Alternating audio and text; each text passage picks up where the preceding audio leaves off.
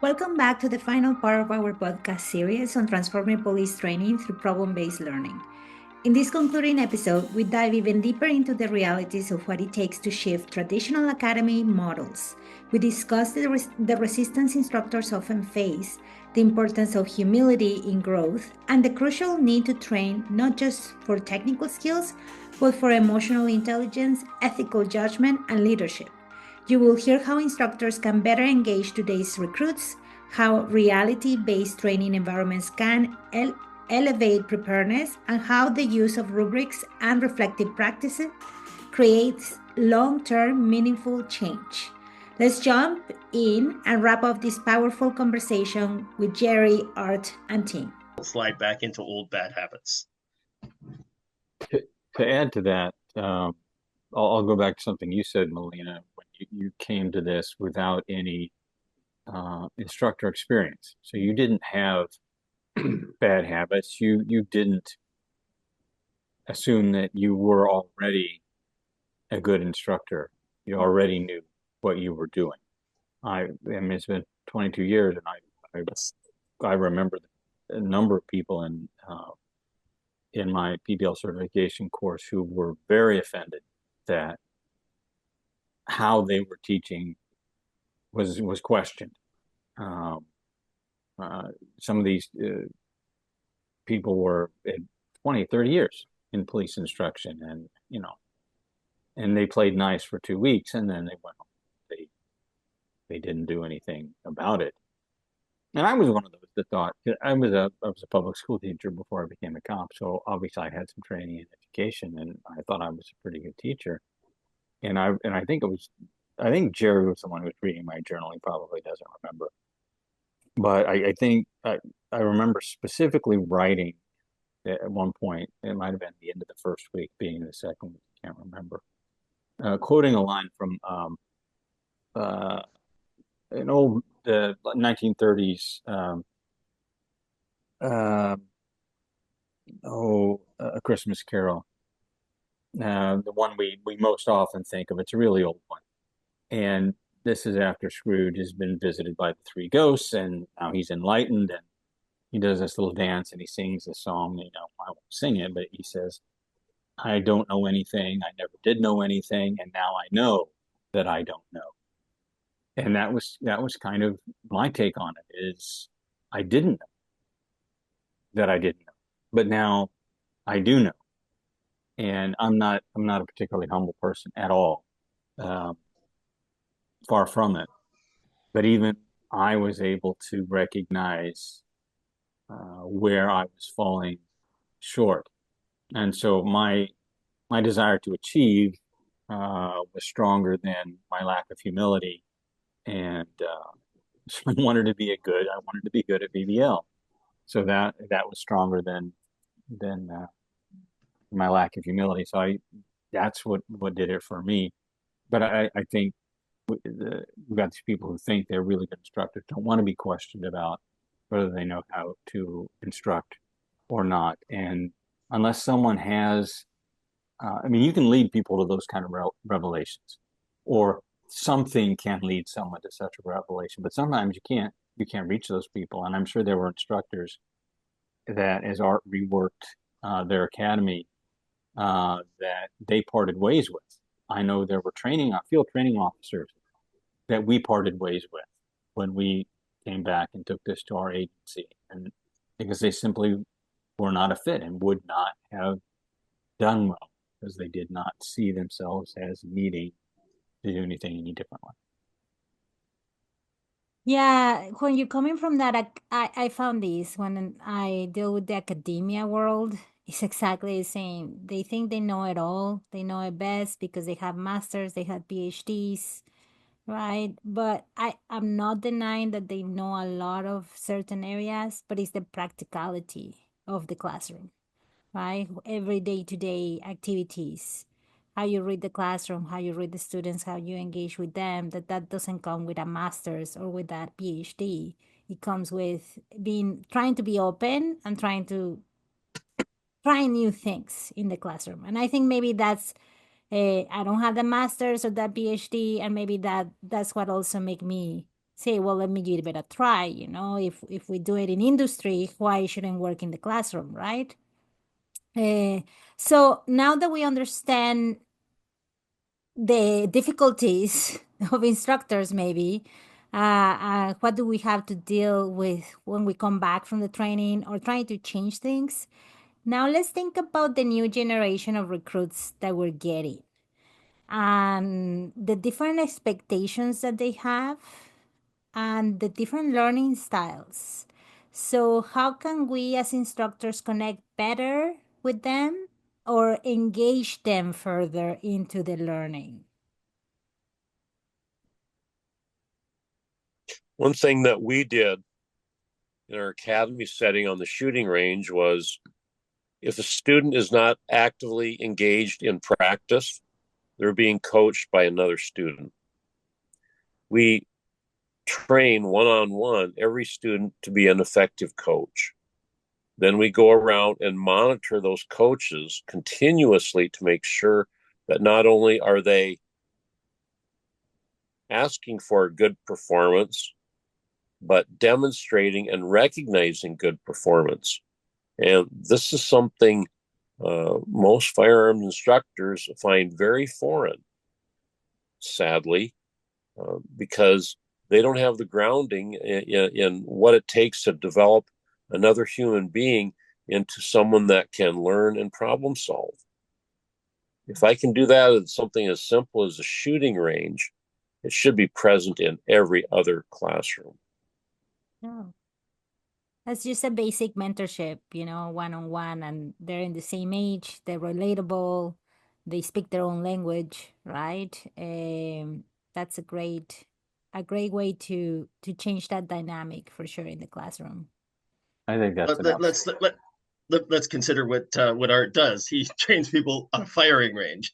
Then Art's the expert to speak on this, but my experience on firing ranges is that it's all very well controlled. It's very ordered. There's one person in charge. The person who's in charge is speaking. The person who's in charge is running the show.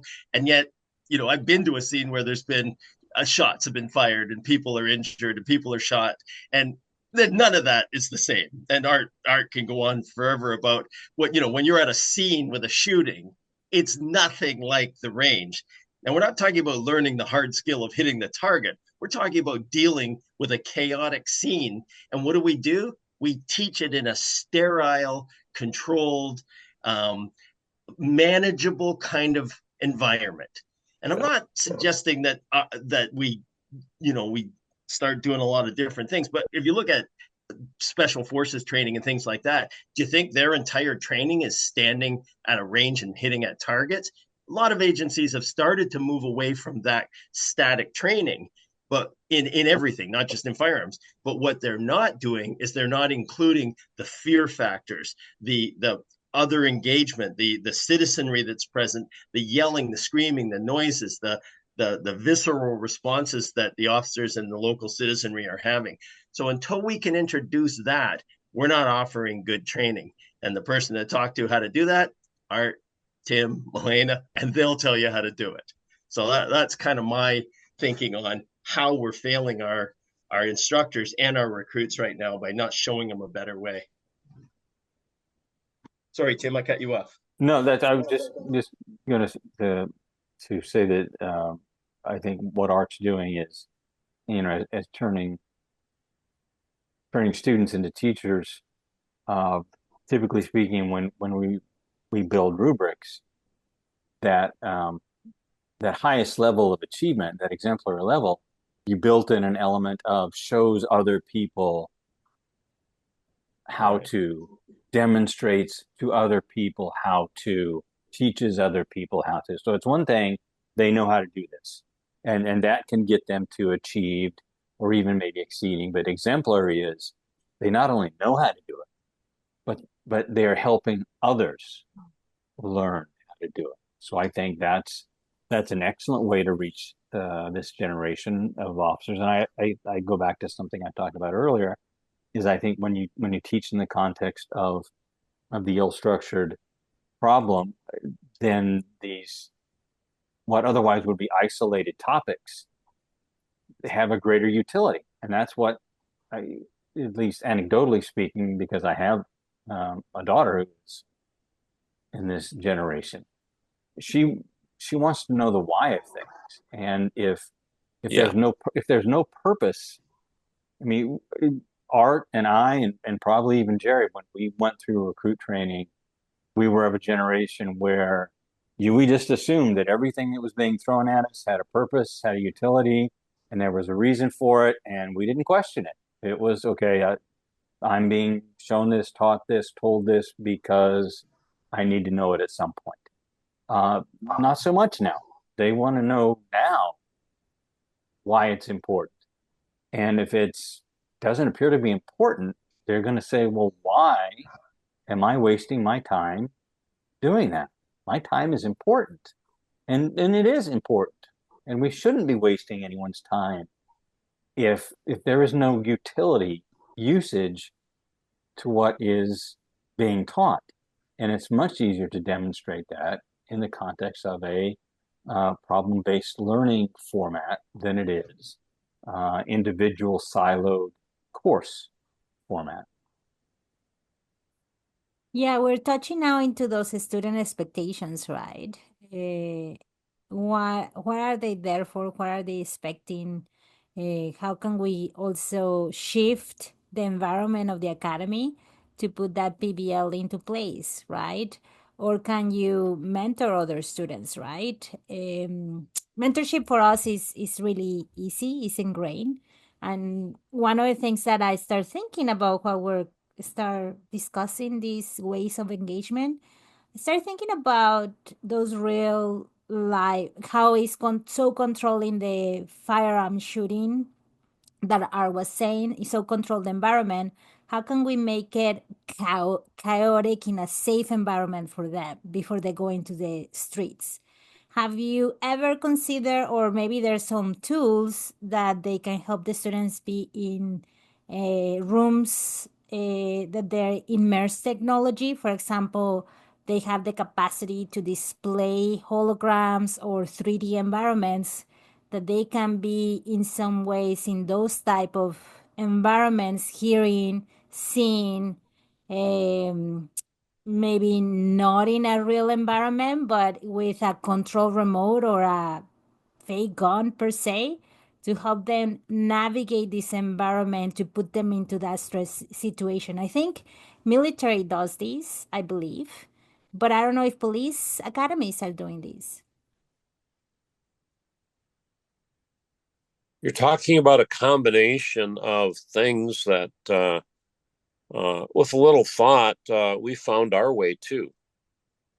We provide a number of different difficulties within the same problem for students. We had stress, we had physical, as well as mental problems to solve.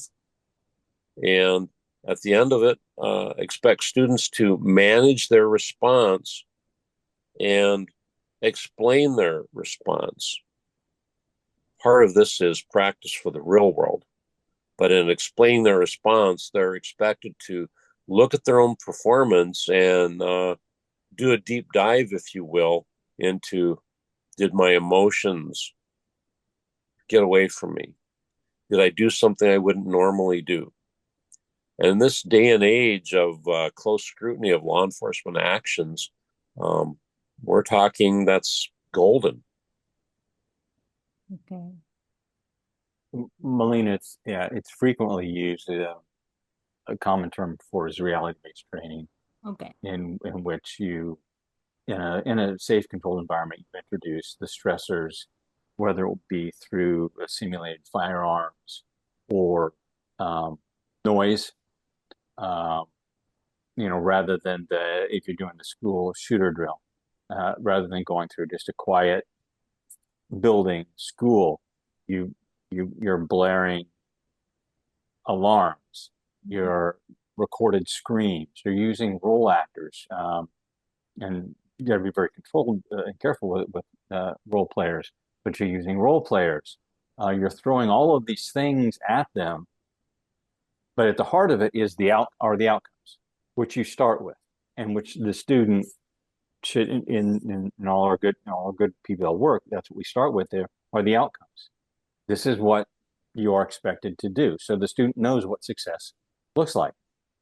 And then at the end of, let's say it's a deadly force scenario that Art's using, and they use deadly force, he's probably going to ask, okay, tell me what you did. Why did you use deadly force? And what we're looking for as trainers is the bright line rule. I did this because I was afraid for my life or somebody else's. Well, what made you afraid for your life or somebody else's? Well, this, and this. And that's really what they have to be able to, when it really happens, that's what they're going to be asked to do, is to articulate why they needed to use deadly force to save their own life or the life of somebody else. And another key for us, and I'm sure Art uses this as well, is nobody walks away a loser in a scenario like that. You will do that until they are able to successfully achieve the outcomes. And I've never come across a case where someone just absolutely couldn't achieve the learning outcomes. And I suppose, Art's probably got a case over the long run where he had recruits who simply could not meet learning outcomes in an academy setting. Not necessarily individual scenario setting, but over the length of an academy, just they can't do it. And so you're doing them a favor by not allowing them to be a police officer, because that would be wasting their time and somebody else's, because they need to go and do something else that they can be successful at. Okay. Here's something on Tim's point. When you build up a certain amount of trust with agencies that you're developing their people to do what needs to be done, we're also mindful of new officers going through training who may be a bad fit. And when we can go to an agency and discuss with them the emotional response their officers had in dealing with the problem, and they listen, and on occasion make a personnel decision that is going to save the agency and their officer heartache and grief, perhaps at a later time. That agency may decide, well, this person is not cut out to be a police officer. Maybe one day they'll be able to, but at this time, based on their responses to problems, that's something that we're not willing to do. Yeah, we wrote this program with the idea that it's not going to be a lack of tactical skill or knowledge or content on a test that will cause your recruits to fail. Those things can all be taught. We wrote the program with the idea that what we want to cause failure in this program, to do what Art and Tim have just suggested, which is to say maybe consider somewhere else, are those personality defects and the emotional, not being emotionally aware of their own behavior or the impacts of their own behavior. So our focus was not on passing tests, but our focus was on what kind of moral, safe, and efficient officer will we produce at the end of this block of training. And that's why we introduce things like emotional intelligence and stress management and ethical considerations in policing and leadership. Those kinds of things aren't in there by accident. And what we found over the past 20 plus years of our program is that when people get fired, they get fired for one of those reasons, that they just can't relate to other people. We've had them everything from the young recruit didn't think women belonged in policing to why are we going to domestic violence calls, and just an inability to understand some of the core requirements of policing that they weren't willing to adopt. So that's why we lose them. And I'm very pleased. I think that would be your experience, Art, that the ones you're letting go aren't because they can't drive a car or because they can't shoot a gun. That is so far distant when we have people who cannot apply skills. It's the things that their reactions, their emotions get away from them. They're not a good fit at this time for law enforcement. Mm-hmm. going back to those essential skills, right? In our program, when we got the chance to redevelop it a few years back, we have 6 learning outcomes in the entire program. 5 of them are essential skills: creative thinking, problem-based learning, or the capability to solve problems. One of them is just technical. So it is a big shift for all of us to change from that just technical evaluation to that essential skills. How are you gonna actually evaluate them in that problem solving, in that creativity? So the rubrics become very essential. So that's been definitely a challenge for the instructors, that they don't know, they don't feel confident on those skills themselves. Some of them. Yeah. So yes, another opportunity for us to start leading the way, saying how we're gonna start evaluate them in a different way, those essential skills, that mentorship, that leadership, how they're dealing with the situations, with the problems that they're facing. And this is our 3rd year that we run the program now, and I feel confident now that we have found maybe a good mix of how we're dealing with, or how we're evaluating those essential skills, that we're passing along those areas that we have learned to the other instructors, that they have not adapted it yet. Now it's interesting because I'm been starting to adapt AI to not help me, but to elevate also those curriculum assessments on the essential skills part.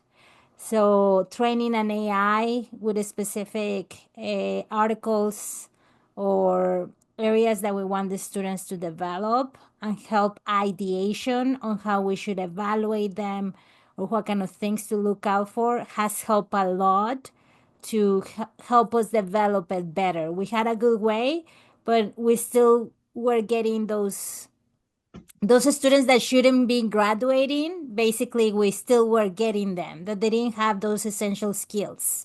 They had the technical capability, but they were not good to talk to the client or to deal with coworkers, right? So how can we actually fix that?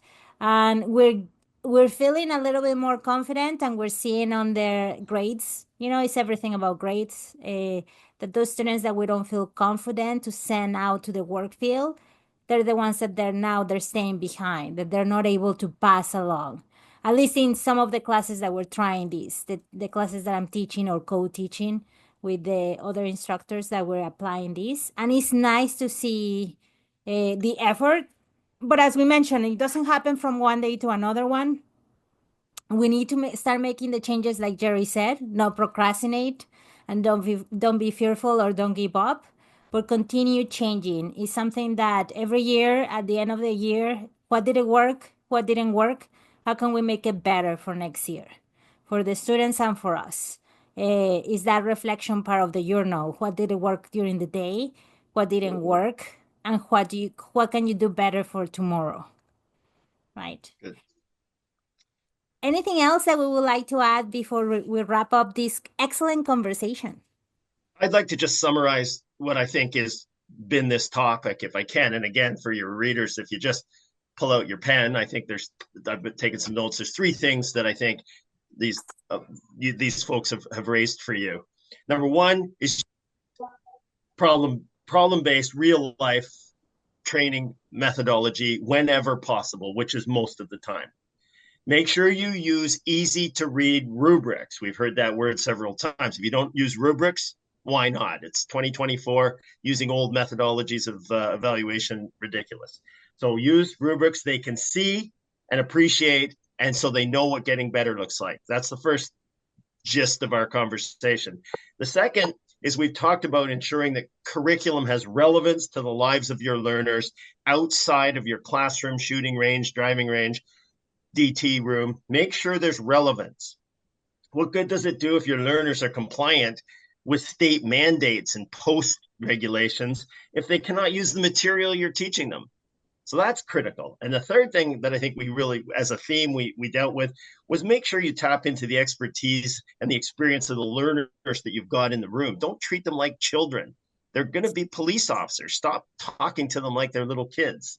Serving up education as though it were a meal to be consumed does not work without an understanding of their appetites and that they need to consume what's being offered. And as I go across the world and see police academies, I'd say we're firmly fixed in the 1970s, 80s, and 90s. And we need to make these changes. And it's an obligation on leaders to say, no, the old way is not good enough. And if it's going to be resisted, we'll get people who won't resist it. That's my summary of what we've been talking about today. So those three things. Anything else? I think that was an outstanding summary. I think so. Thanks. Thank you, Jerry. Awesome. Well, thank you so much for listening. I hope this was useful for those academies, for those trainers, or for the future students that they might be wondering, what is the best way to go about this? What should I ask for too? If you don't ask for it, it's not going to be given to you. Change also happens from the bottom up. Yeah. I think you also need to raise those concerns, right? That Yes. you on how you're getting trained. Maybe I'm trying to make problems, but no, it's not that. It's just you need to ask for that. Now I'm Stir being the pot. Stir the pot. Exactly. Did you want to talk about training that you're doing ongoing, Milena, or the three of you, if you post your emails and people can say, hey, can you come out to our agency and see, or, do you have any training that you can do that we could join? Or is there something you'd be, is that a possibility for you three that you would be able to, where people who are listening to this and say, okay, I get it, I like it, what do I do next? Yeah. Any thoughts on that? Absolutely, Milena, you're more than welcome to post my email address. Yeah, actually, I think the email addresses, they're already posted in our website through the board member section, but I will make sure that I post it in the podcast in the info section so that people can actually look at the podcast section and they can click through there and contact us directly with questions, or if they want to learn more or where to go about it. I know that there's an upcoming training that we have posted in our website. Well, not upcoming, it's next year, but at least you know it. And we are currently working in reshaping the certification for PBL from our society. So we're going to be having in the upcoming future, not near, but upcoming future, new programs also for you to go online or to attend to on person-to-person opportunities for you to learn. Yes. Thanks, Milena, for hosting this for us. Thank you. Thank you so much, Milena. Have an excellent day. Bye. Thank you. See you, Art. Awesome. Thank you, guys. I think I wrap it Bye. up. Bye now.